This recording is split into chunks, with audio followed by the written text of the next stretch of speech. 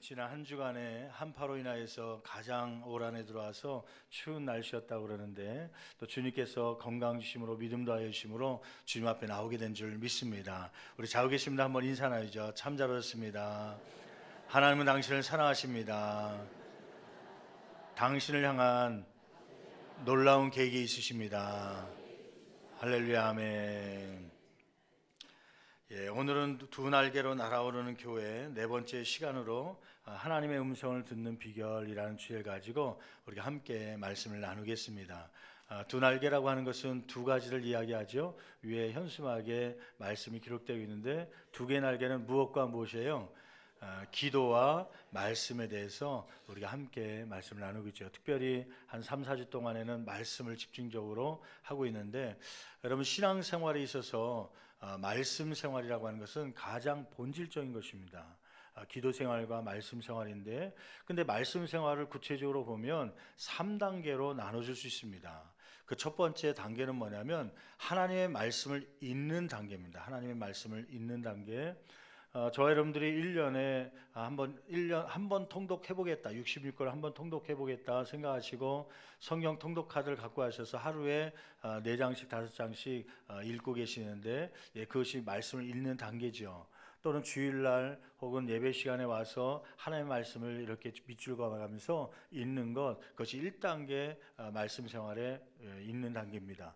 두 번째 단계는 뭐냐면 그 말씀을 읽는 단계에서 한 단계 올라가면은 하나님의 음성을 듣는 단계입니다.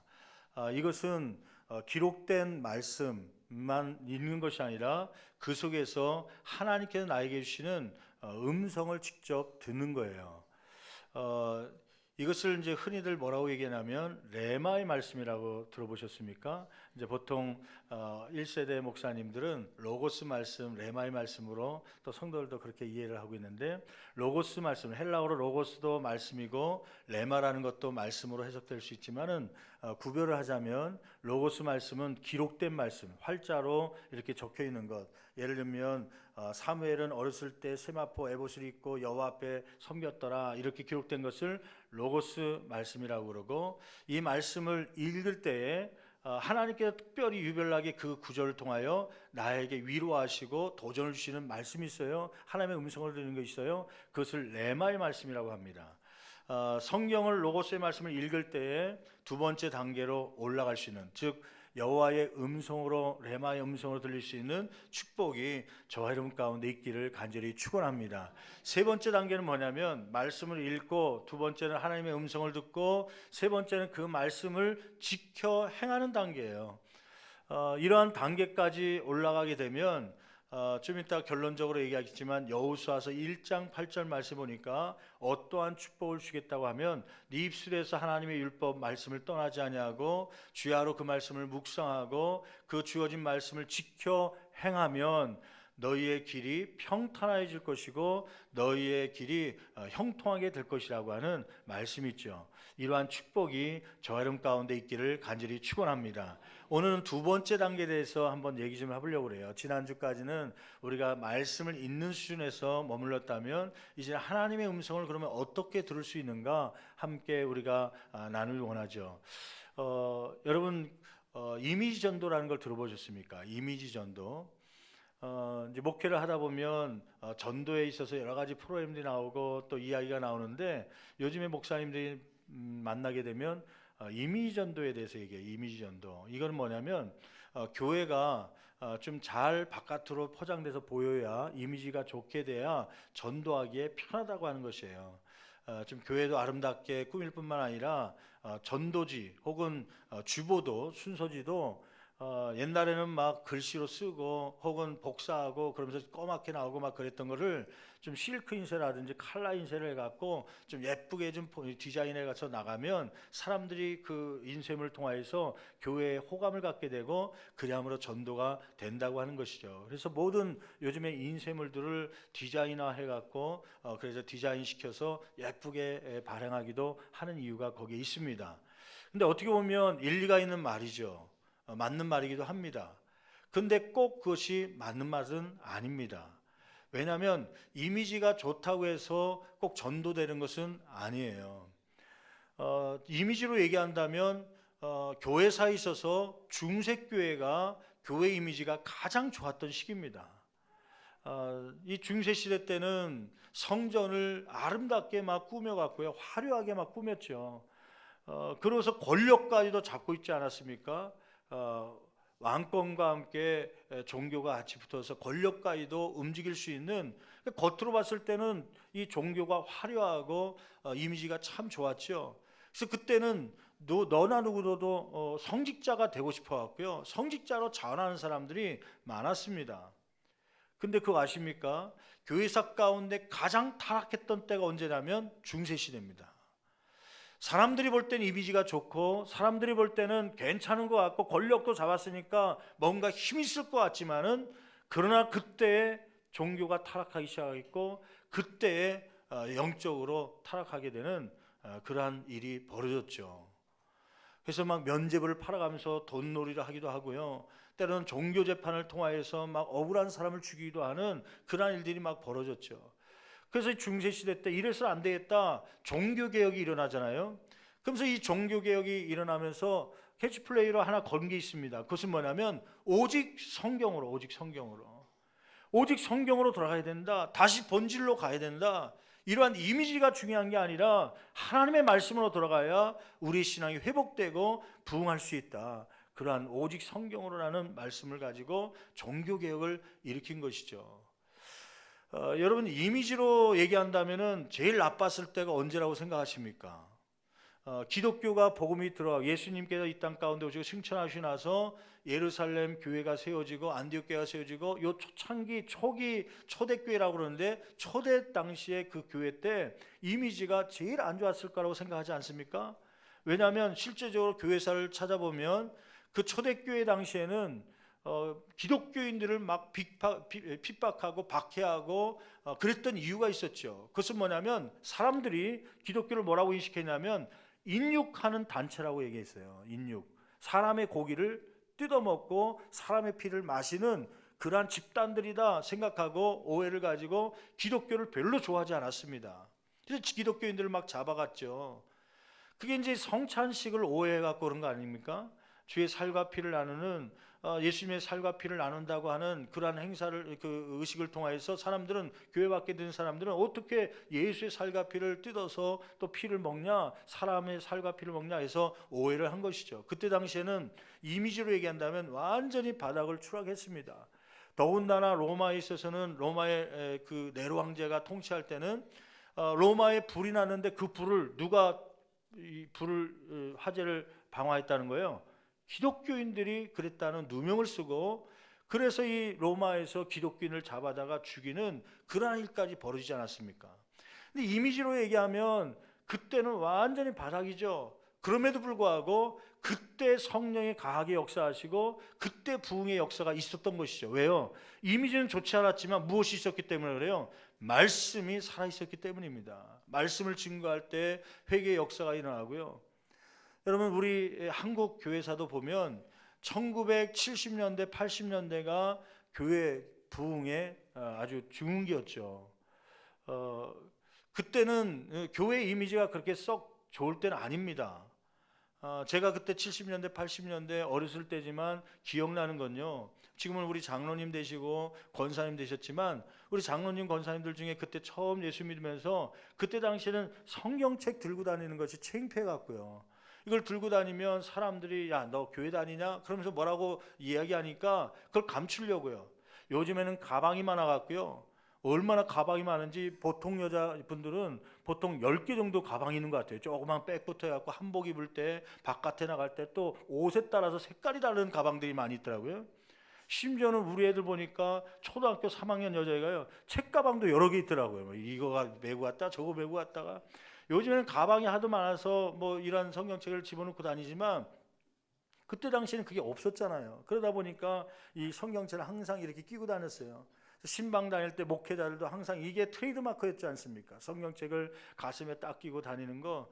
근데 이 평신도들은, 처음 예수 믿는 분들은 하도 조롱하고 비판하는 분들, 또 특별히 남편이 안 믿는 경우에는요, 두들겨 맞거든요. 70년대 80년대 그런 분들이 참 많았거든요. 그러니까 제가 기억한 것은 집사님 중에 평신도 가운데 이 성경책을 가지고 오는데 이 들고 오면 사람들, 동네 사람들이 뭐라고 욕할까봐 뭘로 싼다고요? 신문지로 뒤집어 싸갖고 이렇게 나오신 분도 있었어요. 그래서 교회 앞에 가까이 오면 신문지를 부석부석거리면서 그걸 펴갖고 이렇게 들고 오시는 분들이 있었어요. 나갈 땐 또 신문지 싸갖고 하고, 또 어떤 분들은 저 기도실 같은데요, 이 신발장 이런데 막 그 성경책이 감춰놓은 게 있었어요. 지금은 들고 다니기 싫어갖고 거기다 감춰놓고 다니지만, 그때 당시에는 들고 다니기 귀찮아서가 아니라 이 성경책을 집으로 갖고 가면 핍박을 당할까봐 그냥 교회 나올 때 주일날 저 잠깐 장 좀 보고 올게요, 시장 갔다 올게요, 그러고서 나갔다가 예배드리고 물건 콩나물 하나 사갖고 들어가는 거예요. 어디 이렇게 늦게 갔다 오냐면 시장 보고 왔다 그러면서, 그게 성경책이 걸리면 안 되니까 성경책을 구석진 곳에 비밀 장소에다 갖다 놓고 그거 주일날 와서 또는 예배 올 때마다 툭툭 털면서 그러면서 예배드렸던 성도들이 참 많잖아요. 그때는 이미지로 얘기한다면 지금보다 훨씬 어려웠습니다. 맞는 분들도 있고요, 조롱당하는 사람 더 많았고요. 그런데 70년대 80년대가 한국 교회사에 있어서 가장 부흥했던 시기입니다. 왜요? 그때는 말씀에 대한 사모함과 열정과 말씀이 살아있었기 때문이에요. 제가 기억한 것은 80년대 초반에 그 100주년 기념 행사하면서 선교 100주년, 기독교가 들어온 지 100주년 됐다 해서 여의도 광장에서 모였던 적이 있었어요. 지금은 여의도 광장이 이제 공원화돼 갖고 광장이 없어져서 모임이 잘 안 되고 있지만은, 그때 당시에는 아마 그 전에는 아마 60년대 70년대 초반에는 여의도 광장 있기 전에는 여의도 고수부리 쪽에서 많이 모였다는데, 저는 그쪽은 잘 못 가봤지만은 여의도 광장 집회는 가봤거든요. 새벽재단 부활절 새벽 예배 드리면 기독교인들만 모이는데도 뭐 80만 명 모였다, 100만 명 넘게 모였다 막 얘기하거든요. 100주년 기념성회를 일주일 동안 저녁 시간에 하는데 뭐 성도들이 하는데, 그 KBS 그 공개홀 넘어서 이제 그 무대가 그 안쪽으로 있는데 벌써 이미 꽉 차갖고요. 공개홀 바깥으로 해갖고 영등포까지 막 줄 서서 있는 그런 광경도 있기도 했잖아요.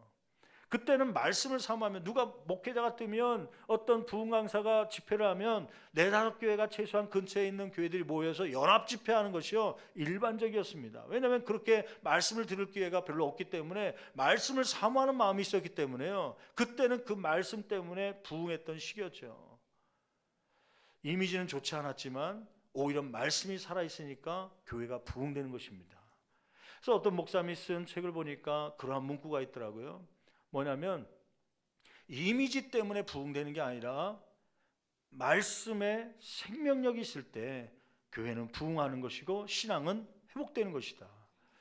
여러분, 물론 주일날 이렇게 목회자를 통해서 전달되는 말씀은 물론 그 속에서 하나님의 음성으로 들릴 때가 있습니다. 근데 그것은 무엇과 같냐면 아이에게 있어서 젖과 같아요. 젖과 같아요.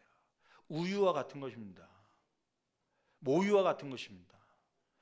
여러분들이 진짜 성장하고 성숙해지려면 스스로 하나님의 말씀을 읽으면서 삶 가운데서 하나님께 나에게 주시는 음성을 들을 수 있는 수준까지 올라와야, 그래야 장성한 예수 그리스도의 분량까지 성장할 수 있는 저와 여러분 될 줄 믿습니다.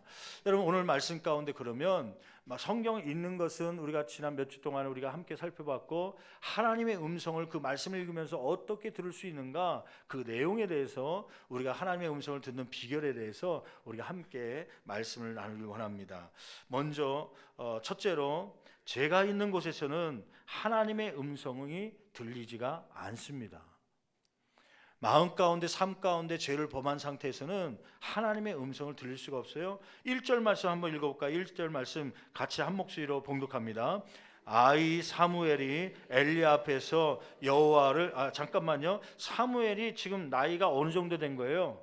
정확한 나이는 아니지만 아이라고 표현한 거 보니까 그렇게 장성한 그러한 모습은 아니었죠. 아직 주님 앞에 쓰임받기 전 아이였을 때, 유대 역사가인 요세푸스의 자료에 의하면 이때 사무엘의 나이가 12살이었다 이렇게 얘기합니다. 12살 정도. 그러니까 지금으로 얘기하면 한 초등학교 5학년 6학년 정도의 나이겠죠. 이 사무엘이 엘리 앞에서 여호와를 섬길 때는, 그 다음에요, 여호와의 말씀이 희귀하여 이상이 흔히 보이지 않았더라. 거기 여호와의 말씀이 어떻게 됐다는 거예요? 희귀하였다는 게 뭐예요? 잘 없었다는 거예요. 하나님의 음성을 들을 수가 없었다는 거예요.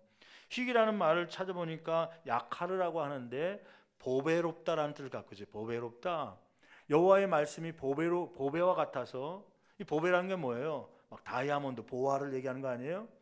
여러분, 이 다이아몬드 혹시 가지신 분 있나요? 다이아몬드가요, 아주 그냥 치꼬랑지만한 조그마한 그냥 코에서 이물질만한 그러한 것인데도 불구하고 다이아몬드라고 그러면 막 몇백만 원, 막 몇천만 원 하는 경우가 있더라고요. 이 다이아몬드가 주먹만한 게, 어느 날 길을 가다가 돌멩이인 것 같아갖고 그냥 발로 뻥 찼는데, 이 그 주먹만한 돌인데 그게 자세히 보니까 다이아몬드네요. 다이아몬드를 그런 걸 주시면 얼마나 좋겠습니까? 값어치가 많이 나가니까요. 왜 다이아몬드가 돈이 많이 나가는 거예요? 그 이유는 희귀하기 때문입니다. 잘 없기 때문에요. 혹시 돈 벌기 원하는 분은 제가 힌트 하나 드릴게요. 한번 해보시는데, 이 다이아몬드나 금이 많이 있는 곳이 어디냐면 브라질입니다. 브라질 아마존강 유역에 가면 아직 개발되지 않은, 이 남미 쪽은요, 그 금이나 이러한 이 지하 자원이 많은데 이 지혜나 금전적인 게 없어갖고 개발이 많이 안 되고 있다고 그래요. 혹시 지금이라도 가서 개발하실 분 있으면 거기 다이아몬드나 금을 캐오면 많이 돈을 벌 수 있는 기회가 되기도 하겠죠. 왜 금이나 다이아몬드가 값비싸냐면 희귀하기 때문이에요.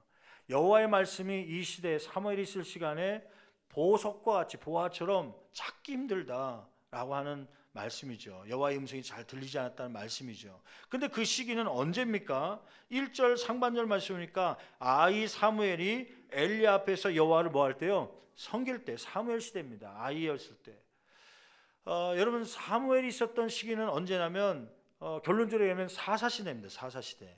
우리가 구약을 10시대로 나누는 거 가끔 들어보지 않습니까? 공부하신 분들이 있고요. 첫 번째는 창세기 앞부분에 보면 창조시대라고 그러죠. 하나님께서 창조하셨던 시대를 창조시대라고 합니다.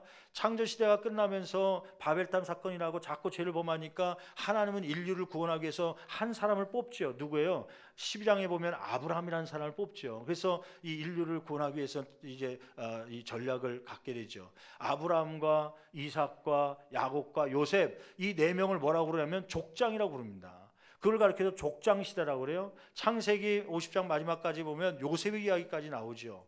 그러다 출애굽기 430년이 끝나고 이제 출애굽기 1장 정도에 들어가면 모세를 부르시는 장면이 나와요. 그러면서 광야로 출애굽하는 장면이 나오죠. 이걸 가리켜서 세 번째 무슨 시대라고 그래요? 출애굽 광야 시대라고 합니다. 40년 동안 출애굽 광야, 출애굽기, 레위기, 민수기, 신명기를 통하여서 이러한 출애굽 광야 시대를 거쳐서 여호수아 1장 가면은 이제는 여호수아를 통해서 40년 광야 시대를 마치고 가나안 땅에 정착하죠. 땅을 분배하고, 여호수아의 말씀인데 이걸 뭐라고 얘기하냐면 정복 시대라고 합니다. 정복 시대. 가나안을 정복하고 이제 안주하는 것이죠.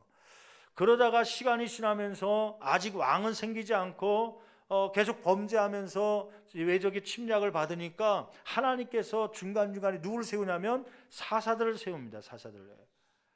엘리야합과 뭐 여러 가지 이 사사기를 얘기하는데 이걸 뭐라고 얘기하면 사사시대라고 합니다.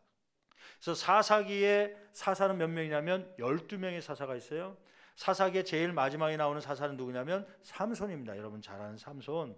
삼손 다음에 나온 마지막 사사가 있는데 사사기에는 기록되지 않고 그 사사기 다음에 사무엘상에 기록되어 있는데 그 사람이 바로 사무엘입니다. 사사기 300년 동안의 마지막 사사를 얘기한다면 사무엘이에요. 사무엘이 이 사울에게, 초대왕 사울에게 안수하고 왕으로 세움으로 그때부터 이제 왕정 시대가 도래되는 것이죠. 그러고 보니까 이 사무엘 시대는 언제예요? 사사 시기의 맨 마지막 부분인데 이 사사 시대의 특징이 있죠. 그것은 뭐냐면 자기의 생각대로 행했다는 거예요. 누구의 생각대로 저와 여러분들은 행해야 되는 거예요? 하나님을 믿는 사람이라면 하나님을 왕으로 삼고 하나님을 주인 삼고 하나님의 생각대로 이루어가야 되는데 내 생각대로 일을 처리하는 그러한 시대가 사사 시대입니다. 도덕적으로 타락하고 영적으로 타락한 시대죠.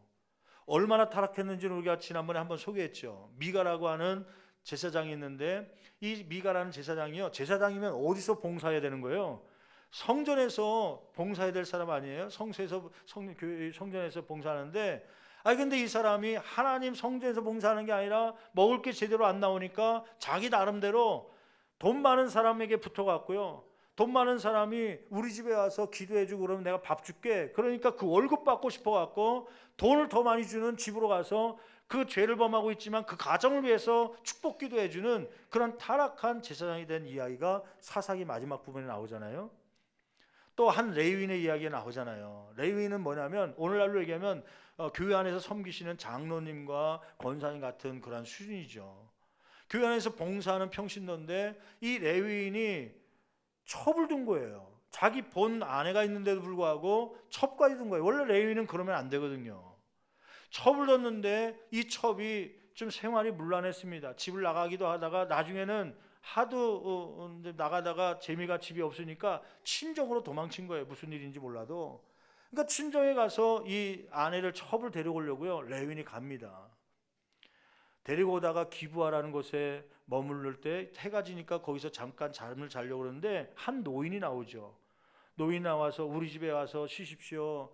그때 당시에는 그래도 구약 성경에 나그네를 대접하면 복을 받으니까 지나가는 나그네를 들어오라고 그런 거예요. 이 레위인이 자기 첩과 함께 그 집에 들어갔는데 동네 사람들이 들어온 겁니다. 꽝꽝꽝 뚫겨서 나가보니까 지금 들어간 레위인 남자를 우리에게 달라. 동성연애가 문란했던 그 사사시대였습니다. 동성연애 하기 위해서 그 남자를 달라는 거예요. 그러니까 이 주인이 나그네를 대접해야 되는데 그럴 수 없잖아요.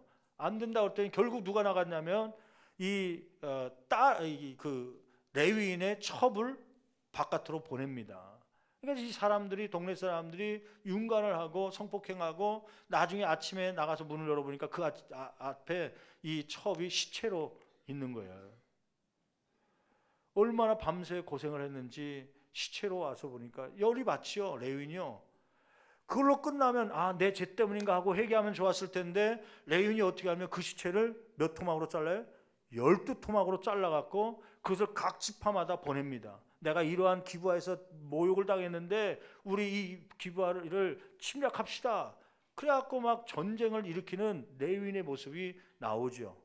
여러분 이 모습을 보면서 도덕적으로 동성연애라든지 막 이런 것이 막 성폭행이라든지 이런 것들이 문란했던 그러한 도덕적인 타락, 또 영적인 타락, 하나님의 성전에서 일해야 될 그 레위인이 이렇게 이 하나님 말씀대로 살지 못하는 영적인 타락의 시대가 바로 사사시대 아닙니까?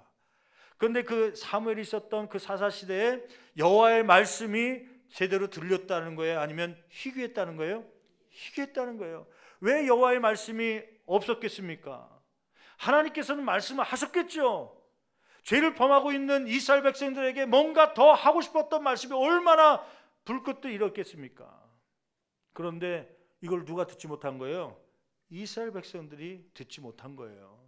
무엇 때문에요? 죄악 때문에. 너무 죄가 많으면, 죄가 있으면 하나님의 음성이 들릴 수가 없습니다.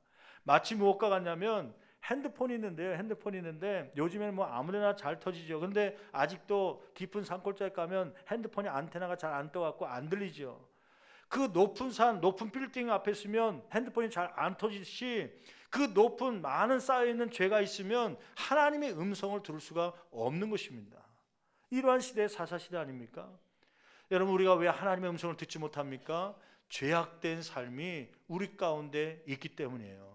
반대로 하나님의 음성을 듣기 위해서는 우리의 죄악들을 주님 앞에 회개하고 돌아올 때 주의 음성을 듣게 될 수 있는 축복이 있게 될 줄 믿습니다. 두 번째는 왜 하나님의 음성을 듣지 못합니까? 그러면 어떻게 하나님의 음성을 들을 수 있습니까? 3절 말씀에 보면 상반절 말씀에 밤처럼 아무 소리가 나지 않아야 하나님의 음성을 들을 수 있다고 하는 것이에요. 여러분 3절 말씀 볼까요? 3절 말씀 같이 한 목소리로 봉독합니다. 하나님의 등불은 아직 꺼지지 아니하였으며 사무엘은 하나님의 궤에 있는 여호와의 전 안에 누웠더니 이 사무엘이 하나님의 성전 안에 누워서 이제 성소에 누워서 잠을 청합니다. 그런데 그 시간적으로 언제라는 게 시간이 하나님의 등불은 아직 꺼지지 아니하였던 시간입니다. 하나님의 등불은 뭐냐면 성소의 등불입니다. 출애굽기 말씀에 보면 이 성소의 등불은 해가 질 때 켜갖고 해가 뜰 때 새벽이 되면 그때 등불이 끄게 돼 있습니다. 그러니까 밤 사이에는 등불이 켜져 있는 것이죠. 낮에는 등불이 꺼져 있고. 근데 지금 이 본 말씀에 보니까 등불, 하나님의 성소의 등불이 아직 뭐 하고 있었다는 거예요? 꺼지지 않고 켜 있었던 시기니까 밤입니까? 낮입니까? 밤입니다. 근데 그 설명 보니까 아직 꺼지지 않았다는 거 보니까 초저녁에 아니면 새벽으로 가까이 가는 시간입니까? 새벽으로 가까이 가는, 이제 막 끌려고 하는 찰나입니다. 그러니까 새벽 동트기 전이니까 아직 제일 깜깜할 때 아닙니까? 새벽 3시부터 5시 사이 이 정도 되는 시간이겠죠. 이때 하나님께서 사무엘에게 나타나셔서 사무엘아 사무엘아 음성을 들려주시며 앞으로 엘리 제사장 가문이 어떻게 될지 예언의 말씀을 전해주시면서 그 음성을 듣고 사무엘이 본격적으로 사명을 감당하는 그러한 일이 벌어지잖아요. 그래서 중요한 게 있죠. 여러분, 사무엘이 하나님의 음성을 들었던 시간은 언제입니까? 시간적으로 얘기한다면 낮입니까? 밤입니까? 밤입니다. 낮에는 하는 일이 많아서 분주하고 낮에는 생각할 염려와 걱정들이 많아서 들리지 않았지만 모든 것이 다 잠잠하고 심지어는 자기의 말조차도 침묵으로 있을 때, 말하지 않을 때, 그때서야 비로소 하나님의 음성이 들렸다고 하는 것이에요. 어느 날 시골에 가서요, 대청마루에 누워갖고 이게 초저녁에 잠자는데요, 눈 떠보니까 한 12시 됐는데, 그때 이제 여름 지나면서 가을로 접어드는데, 그때 눈 떠보니까 막 귀뚜라미 소리가 막 울리는 게, 귀뚤귀뚤거리면서 울리는 거죠. 또 논에 막 맹꽁인가 뭐 개구리인가 개굴개굴 그런 소리가 막 들리는 거죠. 낮에는 잘 안 들렸거든요. 이 풀벌레 소리들이 막 들리는 거예요. 낮에는 들을 수 없는 풀벌레 소리가 들리고요. 심지어는 조용하게 되면 무슨 소리까지 들린다고 그래요? 뭐가 기어가는 소리요? 개미가 기어가는 소리. 뭐 개미가 기어가는 소리가 들리겠습니까? 근데 워낙 조용하면 개미가 기어가는 소리가 들릴 정도로 그렇게 들릴 수 있다는 거 아닙니까? 왜 우리가 하나님의 음성을 듣지 못합니까? 삶이 분주하기 때문에 그래요. 해야 될 게 많기 때문에 그래요. 시간의 밤중 뿐만 아니라, 그래서 밤 기도하는 분들이 있죠. 그래서 새벽에 나와서 기도하는 분들이 있죠. 왜냐하면 그때 하나님의 음성이 더 잘 들릴 수 있기 때문이에요. 근데 인생에 있어서 밤이라는 것이 있어요. 그것은 뭐냐면 고난의 시간입니다. 고통의 시간입니다. 때로는 광야 같은 시간입니다. 근데 잘 알잖아요. 광야라고 하는 원어의 뜻은 듣는다라는 뜻을 갖고 있습니다. 여러분, 광야 같은 고난의 시간에, 그 시간에 들어가면 그때서야 비로소 하나님께서 말씀하시는 그 음성을 듣게 되는 것이죠. 그래서 이 유명한 신학자는 이렇게 얘기하지 않습니까? 고난은 하나님께서 말씀하시는 확성기다. 고난의 때야 비로소 하나님과 1대1로 쓰면서 모든 것이 잠잠해지면서요, 하나님의 음성을 분명히 들을 수 있는 그러한 시간이 되기도 하는 것이죠. 여러분, 이러한 고난보다도 우리 인생 가운데 때로는 내가 말하고 싶고 내가 분주하게 움직이고 싶고, 그러한 시간 속에서도 좀 시간을 쪼개서라도 조용하게 침묵 가운데 주의 음성을 들을 수 있는 그러한 시간이 많아지는 저와 여러분 되기를 간절히 축원합니다. 어떤 분은 목사님 응답이 없어요. 어떻게 기도하시는데요? 아니, 우리 남편이 이러한 직장을 어디를 선택해야 될지 막 그것 때문에 기도하는데 응답이 없네요. 그래서 어떻게 기도한대요? 새벽에 나와서 기도하는데 막 하나님, 우리 남편 직장 문 열어주시고 지금 어떤 데서 지금 이렇게 요청이 왔는데 거기를 갈까요 말까요? 그러면서 기도한다는 거예요. 근데 가만히 보니까 갈까요 말까요 질문할 때 하나님께 그대로 들으시고, 그래 네 남편을 이곳으로 보내라 말하려고 그러는데요, 갈까요 말까요 질문까지 해놓고서 예수님 이름으로 기도했습니다 아멘 그러고서 벌떡 일어나서 나가네요. 그러니까 하나님께서 말씀할 시간이 없는 거예요. 들을 시간이 없는 거예요. 여러분, 기도할 때, 기도를 통하여서도 하나님의 음성을 들을 수 있는데, 기도할 때 내가 30분 기도했다면요, 그 시간만큼 묵상 기도하십시오. 그 정도가 아니더라도 10분, 20분이라도 묵상 기도하면서 내가 기도한 내용 속에서 하나님께서 내 마음 가운데 응답으로 주시는 소리가 있습니다. 그러한 음성도 들을 수 있는 저와 여러분 되기를 간절히 축원합니다. 이렇게 인생의 밤 혹은 하루의 시간 속에서 조용한 시간, 이러한 시간들 속에서 하나님의 음성을 들을 수 있는데, 이 사무엘은 하나님의 음성, 사무엘아 부르시는 음성을 이 밤중에 들었다고 하는 것이죠. 여러분, 셋째로 한번 보세요. 셋째로 하나님의 음성을 듣고자 하는 사모함이 있어야 하나님의 음성을 듣게 됩니다. 여러분, 3절 하반절 아까 읽었는데 같이 또 읽어볼까요? 하나님의 등불은 아직 꺼지지 않았으며, 그 다음 읽어볼까요? 사무엘은 하나님의 궤에 있는 여호와의 전 안에 누웠더니, 여러분 제가 만약에 이 사무엘상을 쓴 사람이라면 그냥 사무엘은 여호와의 전안에 누웠더니 그렇게 쓰겠습니다. 성령님께서 쓸 때 그렇게 쓰겠죠. 별 필요 없다면. 그런데 거기에 수식하는 게 있어요. 여호와의 전은 어떤 여호와의 전이라는 거예요. 그 앞에 있는 내용 보니까 사무엘은 어떤 여호와의 전이요? 하나님의 궤에 있는 여호와의 전에 누워 있었다는 것이에요. 그러니까 성령님을 통해서 주시는 음성은 뭐냐면 이게 중요한 부분이죠. 왜 사무엘이 성전 안에 누워 잤냐면 한번 보세요. 잠깐만요. 2절 말씀에 보면 2절 말씀 찾아보는데 2절 말씀 보면 이 엘리 제사장, 이때 이제 사무엘은 12살이고 엘리 제사장은 한 100세가 가까운 90세 후반의 그런 제사장입니다. 이제 많이 늙긴 늙었죠. 이 엘리 제사장은 목사님의 오늘날로 얘기하면 이 목사님은 지금 어디서 자고 있는 거예요? 한번 2절 말씀 같이 한 목소리로 봉독합니다. 엘리의 눈이 점점 어두워 가서 잘 보지 못하는 그때에 그가 엘리 제사장 목사님은 어디에서 누워서 자고 있는 거예요? 자기 처소가 있어서 처소에서 잤어요. 그러면 사무엘도 오랫동안 이 성전에서 자라왔으니까 젖대면서 어머니가 받쳐져서 지금 12살 때까지 살아왔으니까 자기 처소가 있겠습니까? 없겠습니까? 자기 방이 있겠죠. 근데 사무엘은 자기 처소가 아니라 오늘 3절 하반절 말씀이니까 어디에서 잤다는 거예요? 누웠다는 거예요. 여호와의 하나님의 궤에 있는 여호와의 전 안에 누웠더니, 이 전이라고 하는 것은 그 당시에 실로에 있는 성막을 얘기합니다. 성막. 텐트로 친 바람막이 정도나 하고 거기 따뜻한 그러한 것도 없는 그냥 바닥은 그냥 흙으로 되어 있는 그러한 곳에 누워서 잔 거예요. 그 옆에 무엇이 있기 때문에? 하나님의 궤가 있기 때문에. 하나님 궤는 뭐예요? 뭐 사과궤예요? 아니면 뭐 쌀독입니까? 하나님의 궤는 뭐냐면 법궤를 얘기합니다. 법궤. 법궤 안에 뭐가 들어있죠? 가장 중요한 거 십계명, 하나님께서 직접 써주신 십계명, 하나님의 율법 말씀이 들어있는 거 아닙니까? 그 당시엔 성경책이 없잖아요. 하나님이 써주신 거는 십계명밖에 없잖아요. 그 말씀 옆에서라도 있으면서 하나님의 음성을 듣고 싶어 갖고요. 그리고 그 지성소, 법궤가 있는 것은 지성소인데 지성소 누구만 들어가냐면 대제사장만 들어갈 수 있습니다. 제사장 중에도 아무나 들어가는 게 아니라 제일 큰 대제사장이 들어가는데 대제사장도 1년에 몇 번 들어가는 거예요?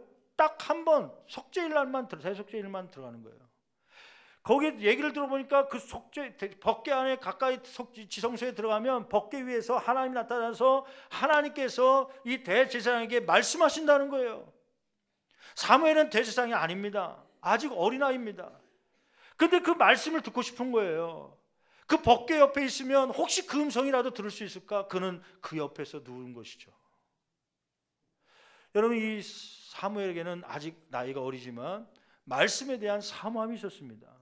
누구에게 하나님의 음성이 들리냐면 하나님의 음성을 듣고 싶어하는 그러한 사람들, 사모함이 있는 열정이 있는 사람들에게 하나님의 음성이 들리게 될 줄 믿습니다.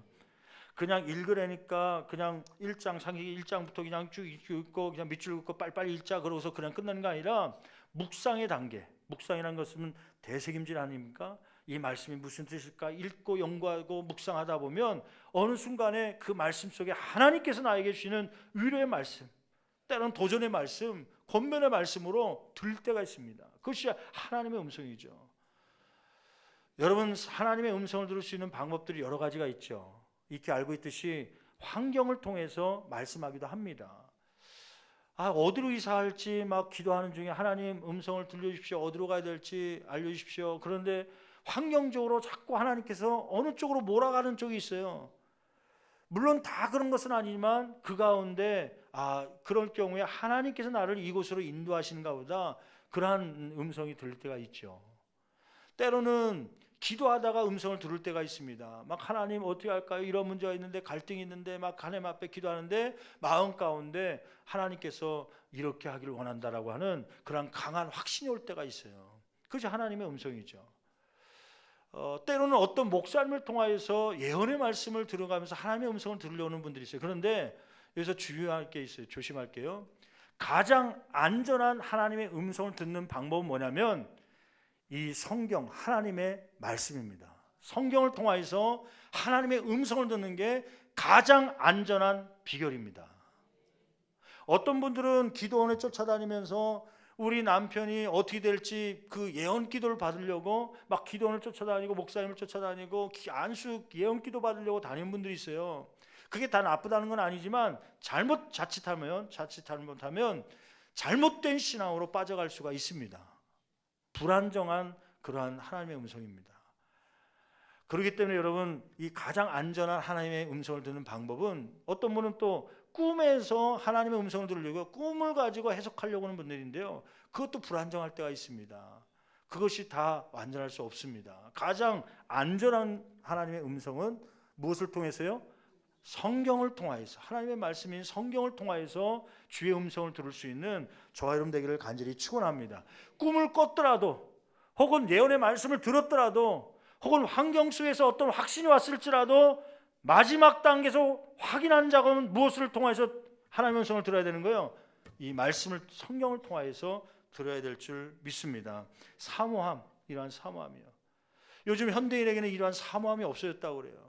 시편 42편 1절 말씀에 있는 것처럼 사슴이 시냇을 찾기에 갈급한 같이 내가 하나님 여호와를 찾기에 갈급하나이다. 다윗은 그렇게 고백했는데요, 다윗은 많은 물질을 가지고 있고 많은 권력을 갖고 있음에도 불구하고 하나님께서 도와주지 않으면 안 된다고 하는 갈급함이 있었기 때문에 주님 앞에 그렇게 사슴처럼, 시냇을 찾기에 갈급한, 목숨을 걸고 찾는 사슴처럼 내가 주님을 찾는다고 그러한 고백을 했는데, 요즘 현대인들은 그러한 고백이 없어요. 하나님 말씀에 사모함이 없습니다.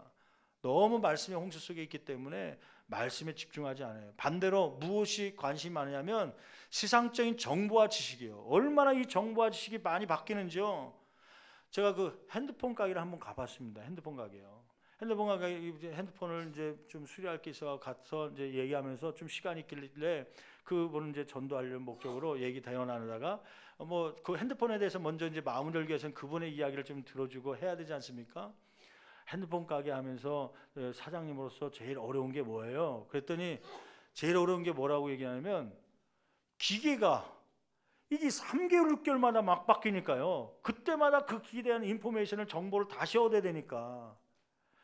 옛날에는 오래 뭐 1년 3년 있다가 기계가 새로 나오기도 하고, 어떤 장사는 그냥 뭐 평생 그 지식만 갖고 있어도 평생 갈 수도 있는데, 이게 전자기기 핸드폰 같은 경우는요, IT 사업은 계속 정보가 바뀌니까 그때마다 그 정보를 교육받고 얻지 않으면요, 뒤처진다는 거예요. 뒤처진다는 거예요.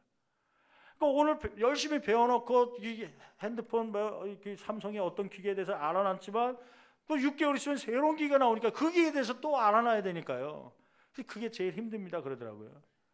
요즘에 젊은이들이나 어르신들도 이 정보 또 이러한 것에 뒤처지면 드라마부터 뭐 이야기가 되지 않고 대화가, 소통이 안 되지 않습니까?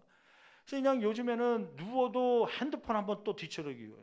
내일 또 일기예보가 어떻게 하는지, 하여튼 일기예보도 다 핸드폰에 다 있어갖고, 또 시간대별로 있어서 또 새벽에 3시에 일어나지도 않을 거면서도 밤중에 눈이 오나 비가 오나 그것도 뒤져버리고, 또 뉴스 같은 거 뒤적이면서요, 뉴스 또 연예 기사는 뭐가 있고, 스포츠 기사는 뭐가 있고, 정치는 정당이 어떻게 되고 하고 있고, 세계는 또 터키 중동 가지도 않을 거면서 거기서 무슨 일이 있었나 그거 보기도 하고요. 하여튼 별의별 정보나 지식을 얻으려고 거기 신경 쓰다 보니까 하나님의 말씀을 듣는 데는요, 소홀해지는 우리의 모습이죠. 여러분, 관심을 세상 속에 쏟는 것을 다시 하나님께로 향함으로 하나님의 말씀에 사모함과 열정을 가질 수 있는 저와 여러분 되기를 간절히 축원합니다. 질문 한번 해볼까요? 지난 연초에 아마 첫째 주 지나면서 한번 성경 통독 내가 올 한해 한번 해보겠다 결단하신 분 한번 손들어 보실까요? 결심하신 분들 통독 한번 해보시겠다. 예, 많이 드시네요. 4층은 전멸입니까? 4층은 제 스피커 잘 들리죠? 예, 4층 아마 이제 부끄러워서 손을 안 들었지만 거의 지금 손 드신 분 보니까 297명 손 들었어요. 예, 결심을 했죠. 그럼 이 가운데 그 결심대로 나는 잘 읽고 있다. 지금 하루에 그 성경 통독표대로 이상으로 읽어가고 있다. 한번 손 들어보세요.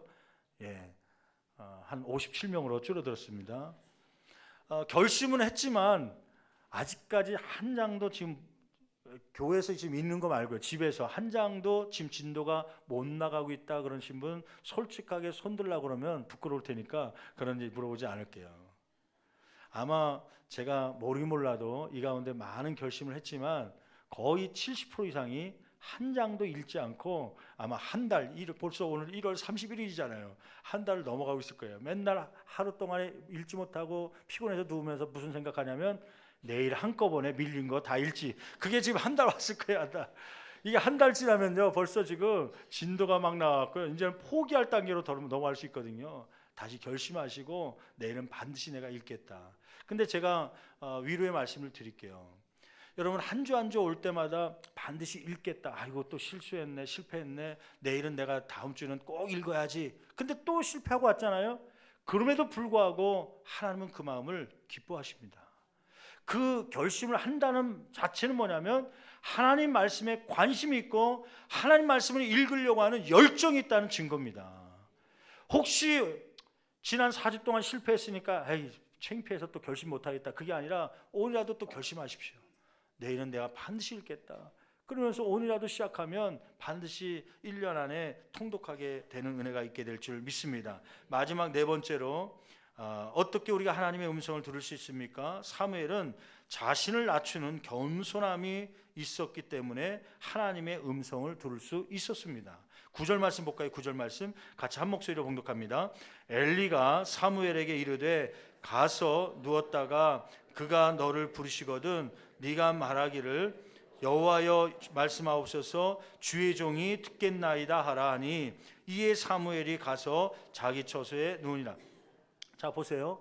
지금 사무엘이 사무엘아 사무엘아 밤중에 부르는 주의 음성을 듣고 그 당시에는 하나님의 말씀이 희귀했기 때문에 들어보지 못했기 때문에 엘리 제장이 처소에서 나를 부른가 하고서 엘리 제장 목사님에게 막 달려간 거예요. 예, 엘리 제장님 저를 부르셨습니까? 그랬더니 엘리 제장이 밤 새벽이 아닙니까? 새벽?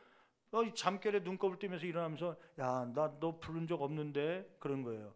아닌가? 잘못 들었나? 하고서 다시 집으로 간 거예요. 자기 잠자리에 들어서 또 누워서 이렇게 또 자려고 그러는데 또 음성이 들린 거예요. 사무엘아 사무엘아 이번엔 진짜 엘리 제장이 날 부르는가 보다. 그래서 엘리 제장에게 달려갔죠. 그때 엘리 제장이 나 너 부른 적 없다니까 또 그렇게 얘기하는 거예요. 3번씩이나 그렇게 하죠. 3번씩이나. 그때서야 세 번째 와서 사무엘이 부르셨습니까 할 때 엘리 제장이 그때서야 번뜩 이것은 누구의 음성이다. 이 성소 안에는 사무엘과 자기밖에 없는데 이게 한 번도 아니고 3번씩이나 들었다고 달려오는데 내가 안 불렀으면 누가 부른 거예요? 하나님 누군가가 하나님께서 부른 것 같다. 야 사무엘아 만약에 또 너를 부르면 그때는 이렇게 얘기해라. 여호와여 말씀하옵소서 주의 종이 듣겠나이다. 그렇게 시킨 거죠. 그러고서 이제 돌려보낸 거예요. 그랬더니 이제 10절 한번 볼까요? 10절 말씀에 진짜 네 번째 하나님의 음성이 또 들린 거죠. 10절 말씀 같이 한 목소리로 봉독합니다.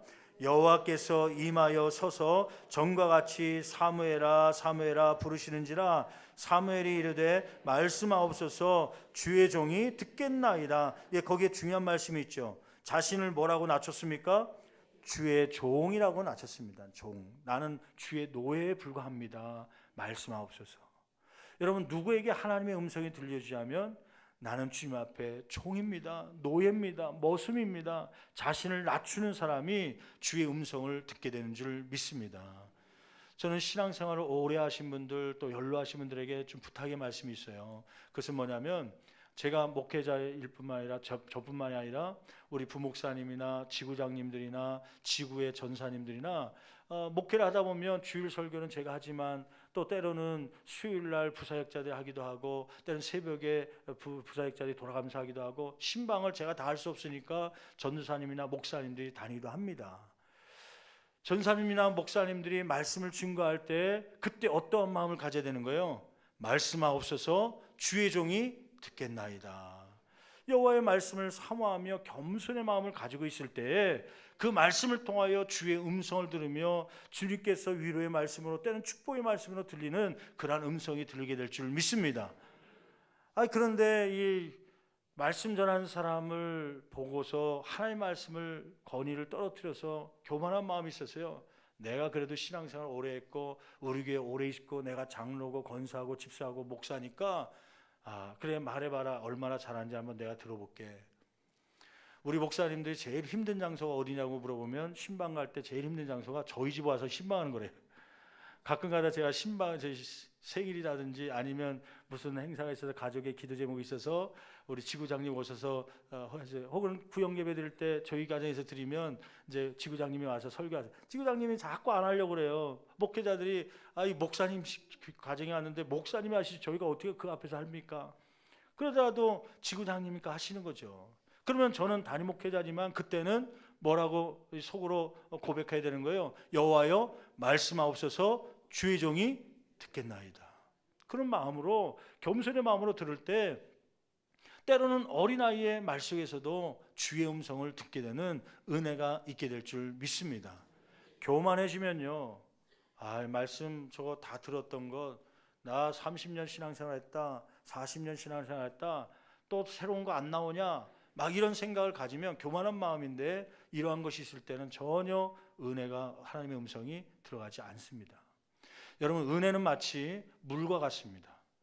물은 낮은 곳에서 높은 곳으로 흐르는 것이 아니라 높은 곳에서 낮은 곳으로 흐르는 것이죠. 하나님의 은혜도 마찬가지예요. 하나님의 은혜도 높은 곳에서 낮은 곳으로 흐르는 것입니다.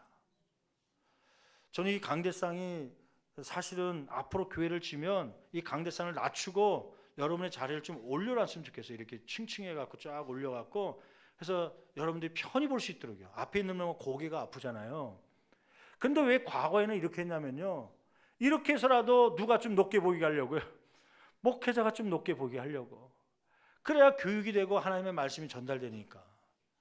근데 혹시 강대상이 낮아질지라도, 여러분들이 자리가 높아질지라도 여호와여 말씀하옵소서 주의 종이 듣겠나이다. 그런 고백이 있는 저와 여러분 되기를 간절히 축원합니다. 겸손하게 될 때 주의 음성을 듣는 것이죠.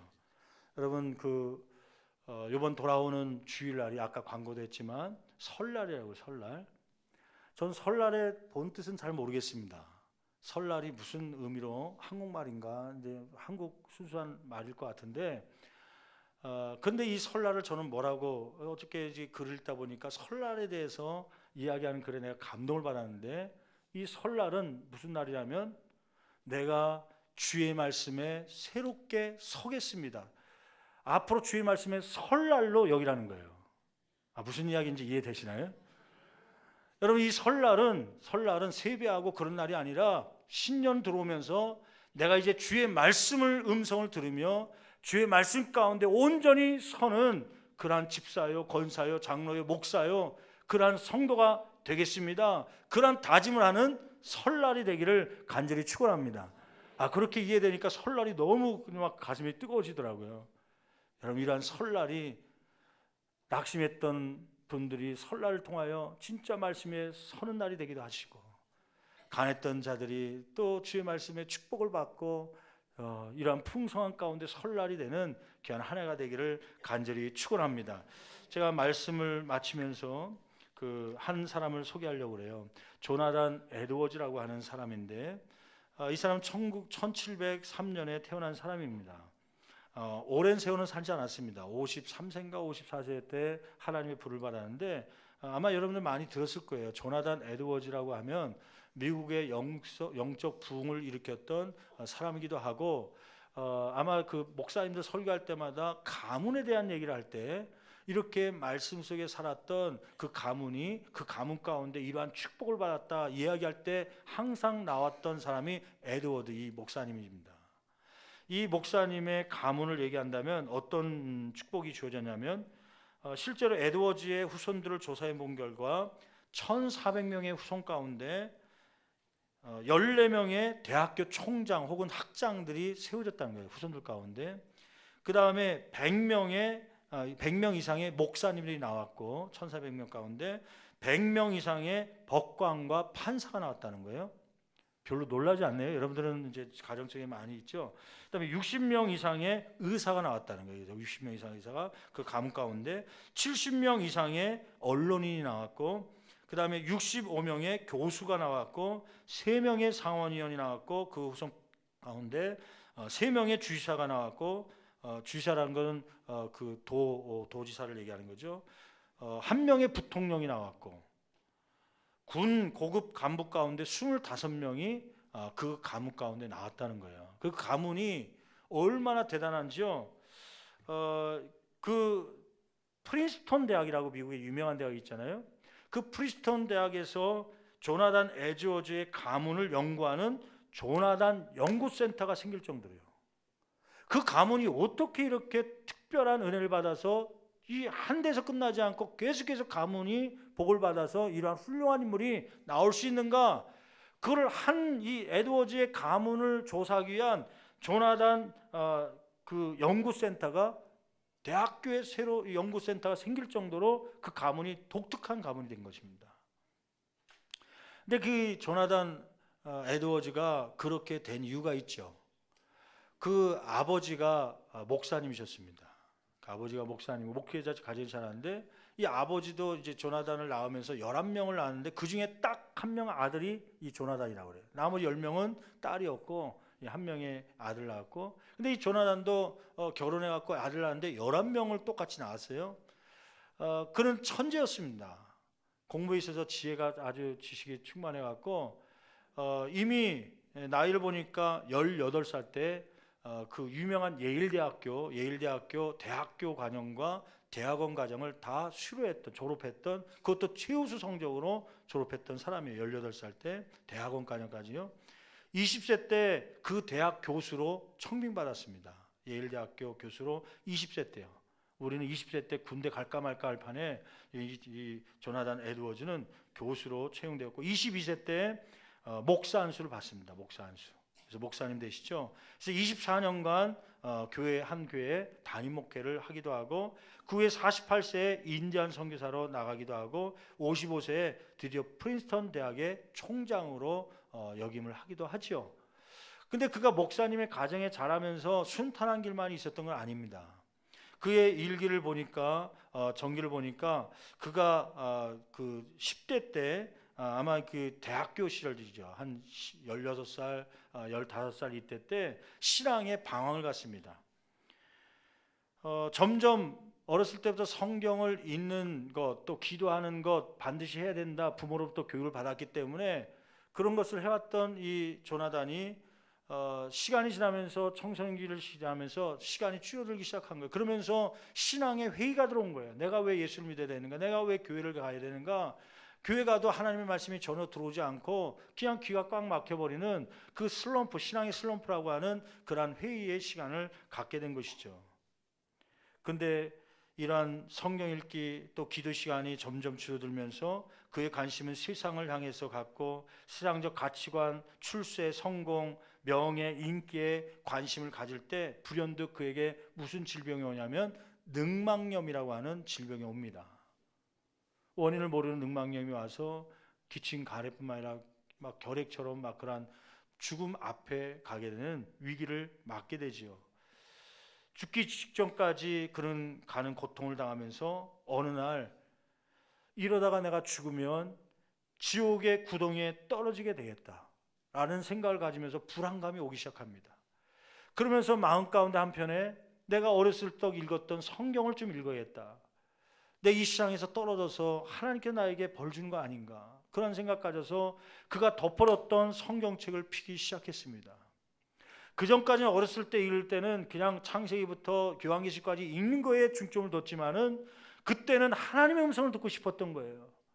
다시 회복의 은혜가 있기를 원해서 사만 가지고 성경책을 피게 된 것이죠. 성경책을 피면서 읽는 중에 그가 한 말씀 가운데 시선이 고정되었습니다. 그것은 디모데전서 1장 17절에 있는 말씀입니다. 이런 말씀이에요. 영원하신 왕 곧 썩지 아니하고 보이지 아니하고 홀로 하나이신 하나님께 존귀와 영광이 영원무궁토록 있을지어다. 자기는 그동안 썩을 것, 정보를 얻어도 그것이 10년 후에 교수가 막 가르쳐도 10년 후에 다른 또 새로운 정보가 나타나니까 또 공부해야 되고 이 세상의 지식이나 학문들은 다 썩을 거라 생각했는데 근데 그 말씀을 보니까 1장 17절에 영원하신 왕 곧 썩지 아니하고 보이지 아니하고 홀로 하나이신, 지금도 살아계신 그 하나님께 존귀와 영광을 올려드려야 된다고 하는 그 말씀을 읽으면서 그는 털썩 무릎 꿇고 하나님의 음성처럼 들리면서 그는 회개하기 시작하죠. 그는 거기서 하나님의 음성을 들으면서 변화의 시간을 갖습니다. 그 성경절을 읽는 순간 그는 하나님의 임재를 강하게 경험하면서 이렇게 고백했어요. 그 내용을 제가 읽어드릴게요. 그 말씀을 읽었을 때 그리스도 안에 있는 유익을 얻기 위해서 세상에 있는 모든 것들을 다 포기하고 내 모든 것을 하나님께 전적으로 드리기로 다짐했습니다. 하나님은 나의 전부이십니다. 하나님께만 나의 행복이 있습니다. 일기에 그렇게 고백했다고 하는 것이죠. 이런 고백을 한 후에 에드워즈는 70가지의 결심을 기록합니다. 그 중에 한 가지가 뭐냐면, 내가 살아가는 동안에 지금 나를 고쳐주시면, 하나님께서 나를 더 살게 하시면 하나님의 영광과 인류 전체의 행복과 유익을 위하여서 도움이 된다면 아무리 어려움이 오고 고통이 따른다 할지라도 나는 최선을 다해서 나를 드리겠습니다. 두 번째는 하나님의 말씀인 성경을 날마다 성실하게 지속적으로 읽고 묵상하며 주의 음성을 들어가겠습니다. 그런 결심을 갖게 되죠. 이러한 평생 15세 때 16세 때 이러한 경험을 가지면서 그는 일생 동안 그걸 놓지 않습니다. 결국 그는 가문을 일으키는데 그 후손들이 아까 얘기했던 대로 이러한 축복을 받아서 한 대학에서 연구센터를 만들어서 어떻게 해서 이러한 축복을 받는지 연구할 정도의 가문을 일으키는 당사자가 된 것이죠. 여러분, 이 조나단 에드워즈처럼 하나님의 음성 속에 가문을 세워갈 수 있는, 또 아브라함처럼 믿음의 조상이 되는 저와 여러분 되기를 간절히 축원합니다.